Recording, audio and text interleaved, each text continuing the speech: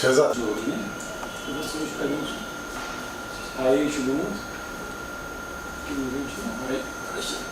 जी, जैसे टेम्परेचर काफ़ी ज़्यादा डिप हुआ था, ख़ासकर यहाँ वादी में भी, और हायर रिच में भी टेम्परेचर लगभग ज़ीरो से नीचे चला गया था कल रात को। तो कुछ एक जगहों पे हल्की बर्फ़बारी भी हुई, ख़ासकर शेषनाग, पंचतरनी और होली केव का जो एरिया है। और उसके बाद गुरेज़ के जो कुछ बांडीपोरा के जो हायर रिच हैं गुरेज़, वहाँ पे भी लाइट स्नोफॉल रिकॉर्ड की गई है।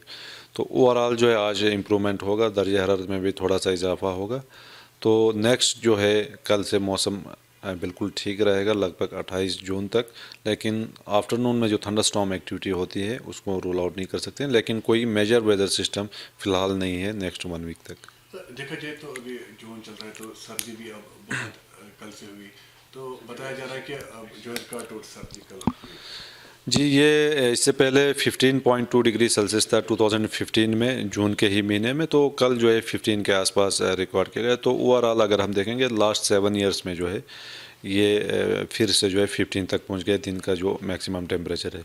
तो अभी आने वाले दिनों में भी इम्प्रूवमेंट होगा, ग्रेजुअल इम्प्रूवमेंट होगा। आज काफ़ी इजाफा होगा खासकर मैक्सिमम टेम्परेचर में, लेकिन कल से जो है जंप हो सकता है खासकर मैक्सिमम टेम्परेचर में, जो ज़्यादा से ज़्यादा दर्जा हरारत होता है, क्योंकि कोई वेदर सिस्टम नहीं है ड्यूरिंग नेक्स्ट 1 वीक तक। क्या कोई लैंडस्लाइड होने का खतरा भी है? लैंडस्लाइड के पूरे चांसेस हैं, खासकर क्योंकि ये पूरा जो एरिया है हिली एरिया है, खासकर हमारा जम्मू कश्मीर।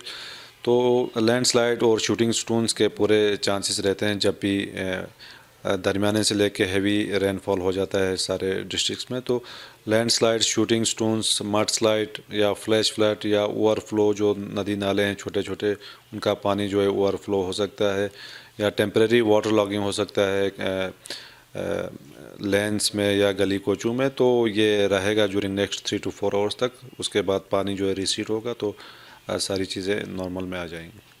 जी, जैसे अगर 3-4 दिन पहले कबल अगर हम जाएंगे तो नदी नालों में बिल्कुल पानी सूख चुका था, बिल्कुल ना के बराबर था। तो ऐसे में इस साल बर्फ़ भी काफ़ी कम हुई है, खासकर अगर हम मार्च अप्रैल का जो प्रेसिपिटेशन है वो देखेंगे तो ओवरऑल विंटर में जो है काफ़ी कम बर्फ़बारी हुई है। तो जिसके कारण जो है नदी नालों में वाटर लेवल था वो काफ़ी ज़्यादा कम थी। तो अभी जो सडन बारिश हुआ, 2-3 दिन से कंटिन्यूसली रेन हो रहा है, तो उसके कारण जो है वाटर लेवल काफ़ी हद तक बढ़ चुका है। लेकिन फ्लड का जो है ऐसे कोई चांस हमें लग नहीं रहा है, क्योंकि आप वेदर भी इम्प्रूव हो रहा है। लेकिन कुछ एक जगहों पे टेम्परेरी वाटर लॉगिंग या कहीं पे बंड्स जो है टूट सकते हैं या कहीं पे ब्रीच हो सकते हैं, तो वहाँ से पानी का निकल आना लाजमी है। लेकिन ओवरऑल जो है अभी भी